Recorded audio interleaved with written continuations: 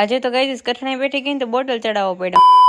જય માતાજી મિત્રો, સ્વાગત છે તમારા બધાનું મારા બ્લોગમાં. તો આજે મારે પાર્લરે નહોતું જવાનું, તો ઉઠી હતી 10 વાગે લેટ.